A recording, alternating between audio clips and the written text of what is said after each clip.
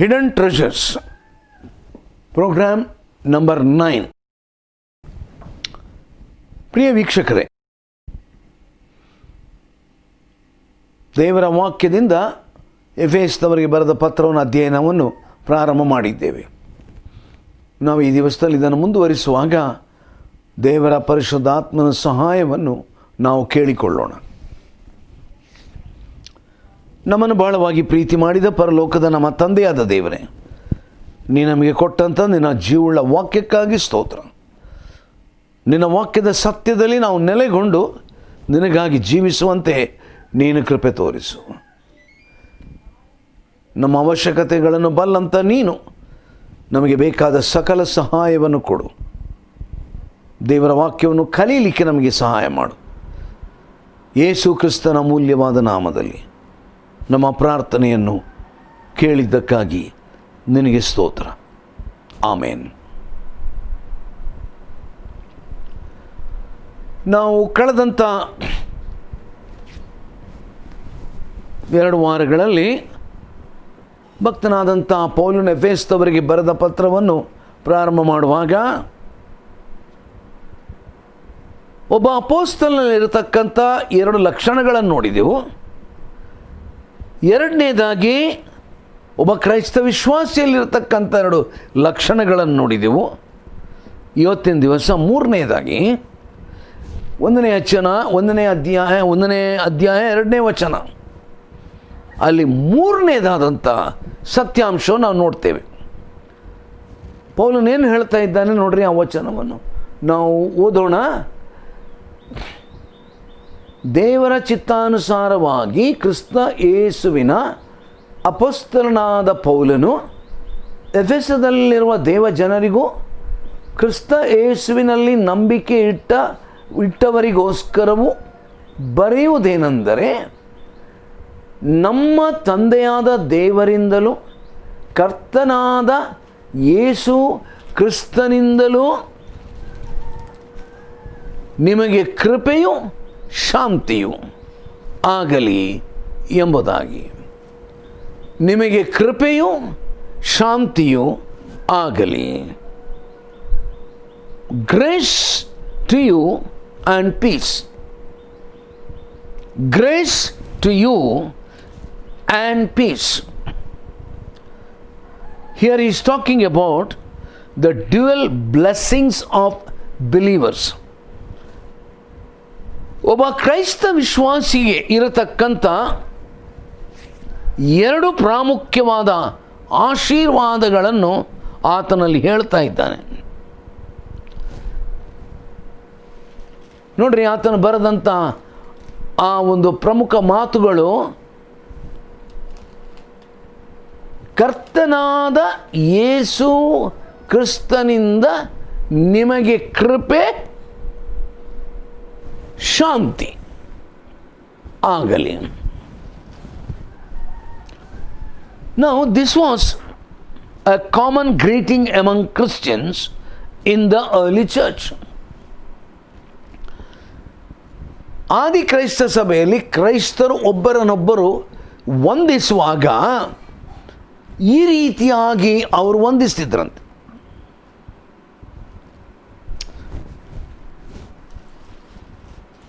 ಏನುಂಟಾಗಲಿ ನಿಮಗೆ ಕೃಪೆ. ಮೂಲ ಭಾಷೆಯಲ್ಲಿ ಚಾರಿಸ್ ಎಂಬಂಥ ಪದ ಉಂಟು ಗ್ರೀಕ್ನಲ್ಲಿ. ಚಾರಿಸ್ ಅಂದರೆ ಗ್ರೇಸ್. ಏನಿದು ಅರ್ಥ? When you talk about grace, grace or charis is God's great kindness toward those who are undeserving of His favor. ಆತನ ಯಾವ ಒಳ್ಳೆಯತನಕ್ಕೆ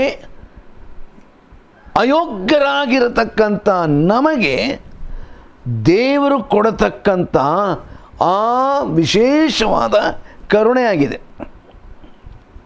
ಯಾರಿಗೆ ಅದನ್ನು ಕೊಡ್ತಾನಂತೆ? God will give to those who have placed their trust in Jesus Christ. ತಮ್ಮ ನಂಬಿಕೆಯನ್ನು ಯೇಸು ಕ್ರಿಸ್ತನ ಮೇಲೆ ಇಟ್ಟವರಿಗಾಗಿ. So to greet a Christian brother or sister in this way, ಒಬ್ಬ ಕ್ರೈಸ್ತ ಸಹೋದರ ಸಹೋದರಿಯನ್ನು ನಾವು ವಂದಿಸುವಾಗ, it's much more than a wish for their well being. ನಿಮಗೆ ಆರೋಗ್ಯ ಉಂಟಾಗಲಿ ಎಂಬುದಾಗಿ ಒಳ್ಳೆಯದನ್ನು ಬಯಸುವುದಕ್ಕಿಂತಲೂ ಹೆಚ್ಚಾದಂಥ ಒಂದು ವಂದನೆಯಾಗಿದೆ. It is also an acknowledgement of the divine grace. ದೈವಿಕ ಕೃಪೆ ಅದು ಲಭ್ಯವಾಗಿರುವಂಥದ್ರ ಒಂದು ಒಪ್ಪಿಗೆಯಾಗಿದೆ. And we stand which has made us mutual members of Christ's body and of God's divine family.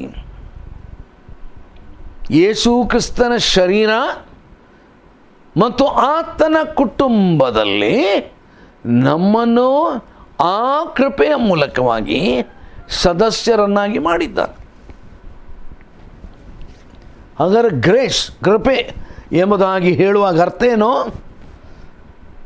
ಯಾವ ಗಣನೆಗೂ ಯೋಗ್ಯತೆಗೂ ಇಲ್ಲದಂಥ ನಮ್ಮನ್ನು ದೇವರು ಯೇಸು ಕ್ರಿಸ್ತನ ಮೂಲಕವಾಗಿ ಆತನ ಮೇಲೆ ನಂಬಿಕೆಯನ್ನಿಟ್ಟಂಥ ಪ್ರತಿಯೊಬ್ಬರಿಗೆ ಆತನ ಶರೀರದಲ್ಲಿ ನಾವು ಪಾಲುಗಾರರಾಗುವಂತೆ ಮತ್ತು ಆತನ ಕುಟುಂಬದಲ್ಲಿ ನಾವು ಸದಸ್ಯರಾಗುವಂತೆ ಆ ಭಾಗ್ಯವನ್ನು ದೇವರು ಕೊಟ್ಟಿದ್ದಾನೆ.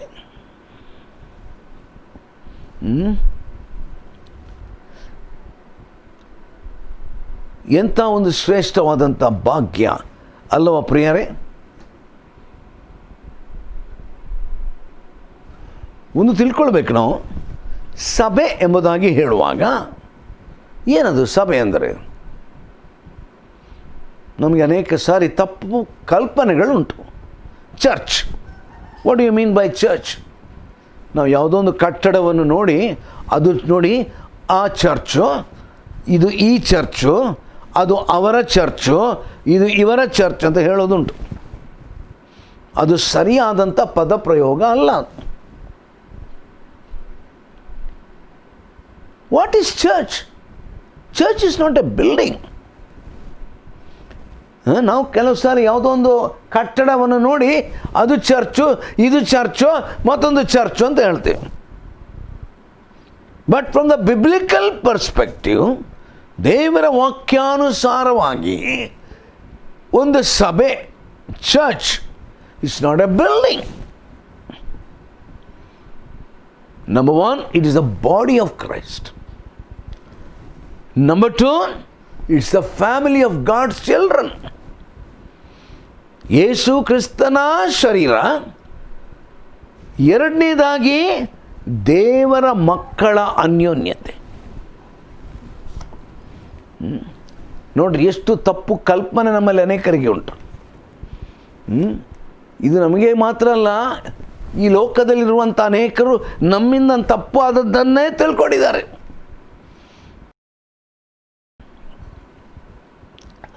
ಆದುದರಿಂದ ಅನೇಕರು ಕ್ರಿಸ್ತ ನಂಬಿಕೆ ಇಲ್ಲದಂಥವರು ಚರ್ಚ್ ಅಂತ ಹೇಳಿದರೆ ಯಾವುದೋ ಕಟ್ಟಡ, ಆ ಕಟ್ಟಡವನ್ನು ಧ್ವಂಸ ಮಾಡಿದರೆ ಚರ್ಚ್ ಧ್ವಂಸ ಆಯಿತು. ಇಲ್ಲ ಇಲ್ಲ ಇಲ್ಲ ಇಲ್ಲ ಇಲ್ಲ ಇಲ್ಲ no one can destroy the church of God. ದೇವರ ಸಭೆಯನ್ನು ನಾಶ ಮಾಡಲಿಕ್ಕೆ ಆಗುವುದಿಲ್ಲ. ಯಾಕೆ? It's a spiritual construction. ಇದು ಆತ್ಮೀಕವಾದಂಥ ಒಂದು ಕಟ್ಟಡ. ಇದು it's not a building built by the bricks and mortar and cement.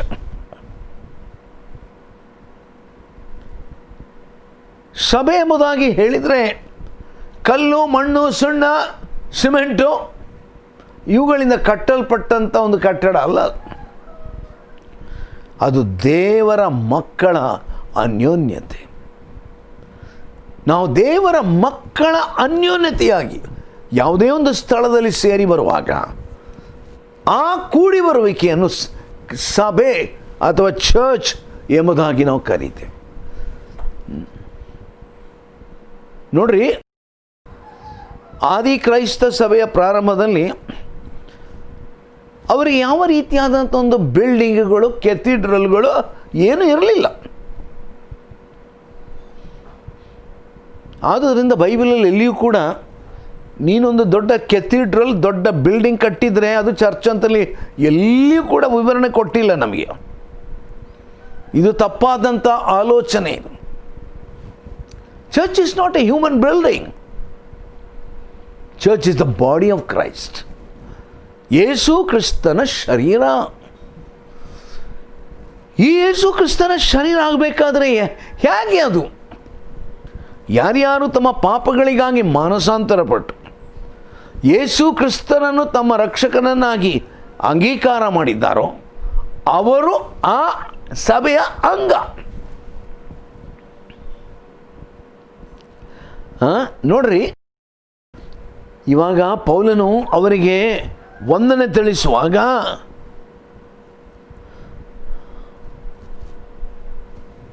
ಬಹಳ ಅದ್ಭುತವಾಗಿ 2 ಶಬ್ದಗಳನ್ನು ಉಪಯೋಗ ಮಾಡಿದ. ಯಾವುದದು? Grace to you and peace. May I tell you one thing?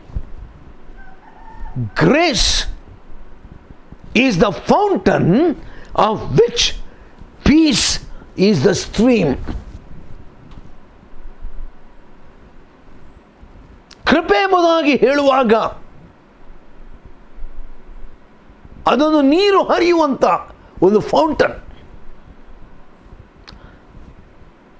ಮತ್ತು ಸಮಾಧಾನ ಎಂಬುದಾಗಿ ಹೇಳುವಾಗ ಆ ನೀರು ಹರಿಯುವಂಥ ಒಂದು ತೊರೆಯಾಗಿದೆ.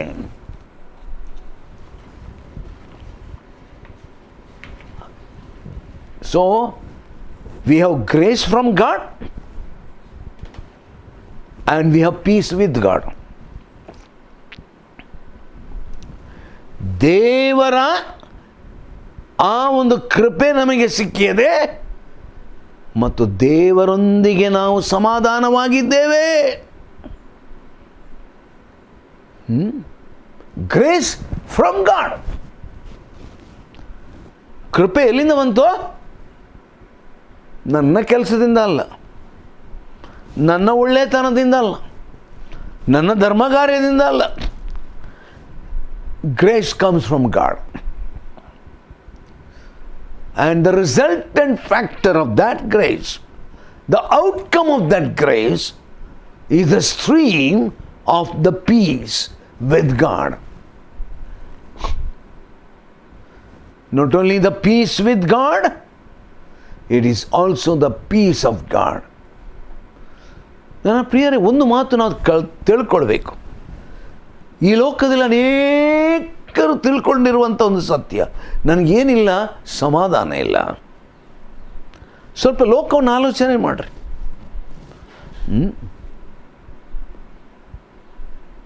ನಿನ್ನೆ ಕೂಡ ಯಾರೋ ಮಾತನಾಡುವಾಗ ಒಬ್ಬ ಚಿಕ್ಕ ಹುಡುಗನ ಕುರಿತು ಅವರು ಹೇಳ್ತಾ ಬಂದರು. ಒಂದು ಐಶ್ವರ್ಯವಾದ ಕುಟುಂಬದಲ್ಲಿ ಬೆಳೆದಂಥ ಹುಡುಗ, ಅವನಿಗೇನು ಕೊರತೆ ಇಲ್ಲ, ಎಲ್ಲ ಉಂಟು ಅವನಿಗೆ, ಆಧುನಿಕವಾದಂಥ ಸಲಕರಣೆಗಳೆಲ್ಲ ಉಂಟು ಅವನದು. ಬೇರೆಯವರಿಗಿಲ್ಲದಂಥ ಭಾಗ್ಯ ಅವನಿಗೆ ಉಂಟು. ಆದರೆ ಅವನು ಹೇಳುವಂಥದ್ದು, ನನಗೆ ಸಮಾಧಾನನೇ ಇಲ್ಲ. ಇದು ಈ ಲೋಕದಲ್ಲಿ ಸತ್ಯ ಹೌದಾ ಅಲ್ವಾ? ಸಮಾಧಾನ ಇಲ್ಲದಂಥ ಲೋಕ. ಆ ಸಮಾಧಾನ ಅದು ದೇವರಿಂದ ಬರುವಂಥದ್ದು. ಫಿಲಿಪ್ಪಿಯವರಿಗೆ ಬರೆದಂಥ ಪತ್ರ 4ನೇ ಅಧ್ಯಾಯ 7ನೇ ವಚನದಲ್ಲಿ ಭಕ್ತನಾದ ಪೌಲ್ ಹೇಳ್ತಾನೆ, ಎಲ್ಲ ಗ್ರಹಿಕೆಯನ್ನು ಮೀರುವಂಥ ದೈವಿಕ ಸಮಾಧಾನ. ಆದ್ದರಿಂದ when you talk about peace, peace is the equivalent of the Hebrew shalom. ಇಬ್ರಿಯ ಭಾಷೆಯಲ್ಲಿ ಸಮಾಧಾನಕ್ಕೆ ಶಾಲೋಮ್ ಎಂಬಂಥ ಪದ ಉಂಟು. ಭಾಳ ಸಂತೋಷ, ನಮ್ಮ ತುಳು ಭಾಷೆಯಲ್ಲಿ ನಾವು ಒಬ್ಬರನ್ನೊಬ್ಬರು ವಂದಿಸುವಾಗ ನಾವು ಒಬ್ಬರನ್ನೊಬ್ಬರು ವಂದನೆ ಮಾಡಿ ಹೇಳುವಂಥದ್ದು ಸಲಾಂ. ಸಲಾಂ ಅಂದರೆ ಶಾಲೋಮ್, ಸಮಾಧಾನ. ನನ್ನ ಪ್ರಿಯರೇ, ಈ ದಿವಸ ಲೋಕದಲ್ಲಿ ಸಮಾಧಾನವಿಲ್ಲ. ಆದರೆ ಯಾರು ಯೇಸು ನಂಬಿದ್ದಾರೋ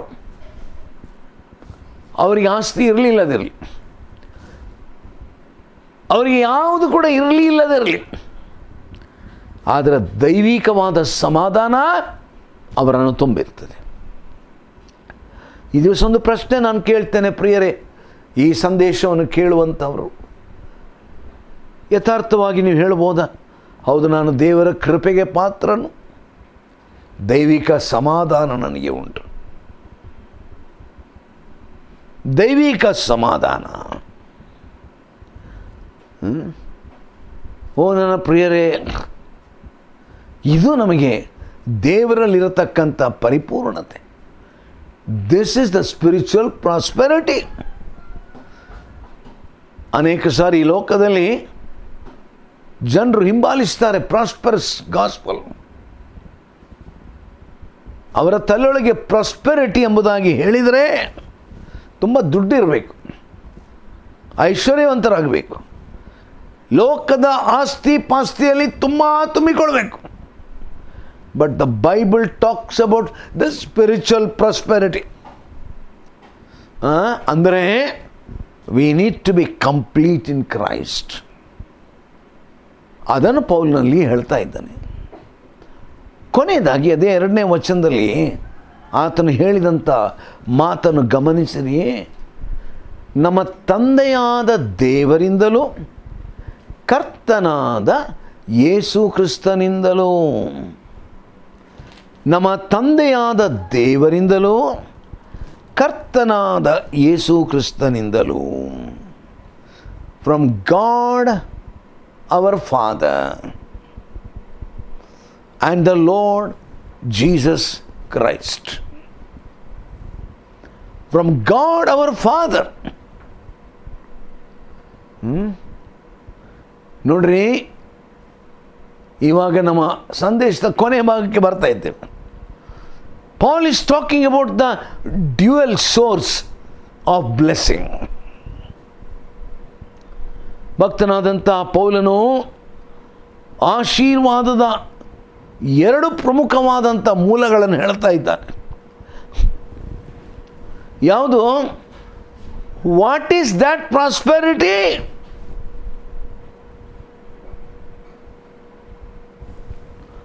the dual source of blessing is the same as the dual source of authority. ಭಕ್ತನಾದಂಥ ಪೌಲನು ತನ್ನ ಅಧಿಕಾರದ ಕುರಿತಾಗಿ ಹೇಳಿದ, ತನಗಿರುವಂಥ ಅಧಿಕಾರದ ಮೂಲ ಆತನು ಹೇಳಿದ್ದು god our father and the lord Jesus Christ. ಪರಲೋಕದ ನಮ್ಮ ತಂದೆಯಾದ ದೇವರು, 2ನೇದಾಗಿ ನಮ್ಮ ಕರ್ತನಾದ ಯೇಸು ಕ್ರಿಸ್ತ. ಪರಲೋಕದ ನಮ್ಮ ತಂದೆಯಾದ ದೇವರು, 2ನೇದಾಗಿ ನಮ್ಮ ಕರ್ತನಾದ ಯೇಸು ಕ್ರಿಸ್ತನು. ನನ್ನ ಪ್ರಿಯರೇ, those are not separate and distinct sources. ಈ 2 ವಿಷಯಗಳು ಅದು ಪ್ರತ್ಯೇಕವಾದಂಥ ಒಂದು ಮೂಲ ಅಲ್ಲ ಅದು. But 2 manifestations of the same source. ಒಂದೇ ಮೂಲದಲ್ಲಿ ಕಂಡುಬರುವಂಥ 2 ಪ್ರಮುಖವಾದಂಥ ಪ್ರಕಟಣೆಗಳು.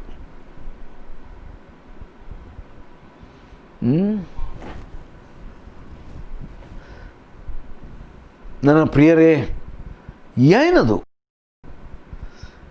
That indicates that the Lord Jesus Christ is a deity just like God our Father. ಯೇಸು ಕ್ರಿಸ್ತನು ಯಾರು? ಯೇಸು ಕ್ರಿಸ್ತನು ಯಾರು? ಅನೇಕರ ದೃಷ್ಟಿಯಲ್ಲಿ ಯೇಸು ಕ್ರಿಸ್ತನೊಬ್ಬ ಸಾಮಾನ್ಯ ಮನುಷ್ಯ.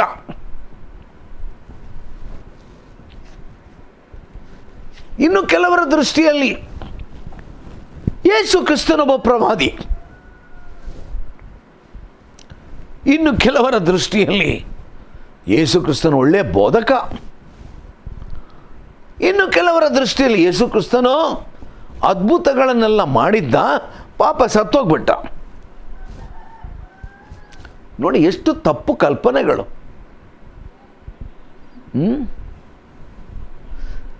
ಎಷ್ಟು ತಪ್ಪಾದಂಥ ಆಲೋಚನೆಗಳು. Lord Jesus Christ is the deity just like God our Father. ಪರಲೋಕದ ನಮ್ಮ ತಂದೆಯಾದ ದೇವರು ಹೇಗೆ ದೇವರಾಗಿದ್ದಾನ, ಅದೇ ರೀತಿಯಲ್ಲಿ ಯೇಸು ಕ್ರಿಸ್ತನು ಆತನು ದೇವರಾಗಿದ್ದಾನೆ. He is ಡೇಟಿ. ಆತನು ದೇವರಾಗಿದ್ದಾನೆ. ನನ್ನ ಪ್ರಿಯರೇ, ಈ ದಿವಸ ನಾವು ಯೇಸು ನಂಬುವುದಂತ ಹೇಳಿದರೆ ಯಾರೊಬ್ಬ ಮನುಷ್ಯನನ್ನು ನಂಬುವುದಲ್ಲ. ಯೇಸುವನ್ನು ನಂಬುವುದಂದರೆ ಒಬ್ಬ ಪ್ರವಾದಿಯನ್ನು ನಂಬುವುದಲ್ಲ. ಯೇಸುವನ್ನು ನಂಬುವುದಂದರೆ ಒಬ್ಬ ಅದ್ಭುತ ಮಾಡುವಂಥ ಮಿರಕಲ್ ವರ್ಕರನ್ನು ನಂಬುವುದಲ್ಲ. ಯೇಸು ಕ್ರಿಸ್ತನು ಯಾರು? ಆತನು ನಿಜ ದೇವರು, ನಿಜ ರಕ್ಷಕನು, ನಿಜ ಮಾನವನು. So Paul's message throughout this epistle is that believers might understand and experience more fully all of the blessings granted by their heavenly Father and His Son and their Savior Jesus Christ. ಆದುದರಿಂದ ಭಕ್ತನಾದಂಥ ಪೌಲನು ಅವನು ಕೊಡುವಂಥ ಒಂದು ದೊಡ್ಡ ಸಂದೇಶ ಏನದು? What is the main message of Paul? ವಿಶ್ವಾಸಿಗಳು ತಿಳ್ಕೊಳ್ಬೇಕಂತೆ. ಏನಂತ ತಿಳ್ಕೊಳ್ಬೇಕು? ಅದನ್ನು ಅನುಭವಿಸ್ಬೇಕಂತೆ. ಏನಂತ ಅನುಭವಿಸಬೇಕು? ಪರಲೋಕದ ತಂದೆಯಾದಂಥ ದೇವರು ಮತ್ತು ಆತನ ಮಗನಾದ ರಕ್ಷಕನಾದ ಯೇಸು ಕ್ರಿಸ್ತನಲ್ಲಿ ನಮಗಿರತಕ್ಕಂಥ ಐಶ್ವರ್ಯ. ನಾವು ಅನೇಕ ಸಾರಿ ಪಾರಲೌಕಿಕವಾದ ಆಶೀರ್ವಾದ, ಬ್ಲೆಸ್ಸಿಂಗ್, ನಾವು ಅದನ್ನು ತಿಳ್ಕೊಳ್ಳದೆ ಹೋಗಿದ್ದೆ. ಲೌಕಿಕವಾದ ಆಶೀರ್ವಾದ. ನನ್ನ ಪ್ರಿಯರೇ, ಭಕ್ತನಾದಂಥ ಪೌಲನು ಎಫೆಸದವರಿಗೆ ಬರೆದ ಪತ್ರದಲ್ಲಿ ಆತನು ಲೌಕಿಕ ಆಶೀರ್ವಾದದ ಕುರಿತು ಮಾತಾಡ್ತಾ ಇಲ್ಲ. ಹಾಗಾದರೆ ನೀವು ಕೇಳ್ಬೋದು, ನಮಗೆ ಆರೋಗ್ಯ ಬೇಡವಾ? ಬೇಕು. ನಮಗೆ ಊಟ ಬೇಡವಾ? ಬೇಕು. ನಮಗೆ ಹಣ ಬೇಡವಾ? ಬೇಕು. ಆದರೆ ಇದು ತಾತ್ಕಾಲಿಕ, ಇದು ಅಳಿದು ಹೋಗುವಂಥ. ನಾವು ಅದಕ್ಕಾಗಿ ಶ್ರಮ ಪಡುವುದಲ್ಲ, ಅದಕ್ಕಾಗಿ ಕಷ್ಟಪಡುವುದಲ್ಲ. ಇದ್ದು ಉಳಿಯತಕ್ಕಂಥ, ಶಾಶ್ವತವಾಗಿ ಉಳಿಯತಕ್ಕಂಥ ಆಶೀರ್ವಾದವನ್ನು ನಾವು ಪಡೆಕೊಳ್ಳೋಣ. ಪ್ರಾರ್ಥಿಸುವ. ಭೂಮಿ ಆಕಾಶಗಳ ನಿರ್ಮಾಣ ಮಾಡಿದ ಪರಲೋಕದ ತಂದೆಯಾದ ದೇವರೇ, ನೀ ನಮಗೆ ಕೊಟ್ಟ ವಾಕ್ಯಕ್ಕಾಗಿ ಸ್ತೋತ್ರ. ನಿನ್ನ ವಾಕ್ಯದ ಸತ್ಯದಲ್ಲಿ ನೆಲೆಗೊಂಡು ಮುಂದುವರಿಯುವಂತೆ ಕೃಪೆ ಮಾಡು. ಯೇಸು ಕ್ರಿಸ್ತನ ದಿವ್ಯ ನಾಮದಲ್ಲಿ ನಮ್ಮ ಪ್ರಾರ್ಥನೆಯನ್ನು ಕೇಳಿದ್ದಕ್ಕಾಗಿ ನಿನಗೆ ಸ್ತೋತ್ರ. ಆಮೇನ್.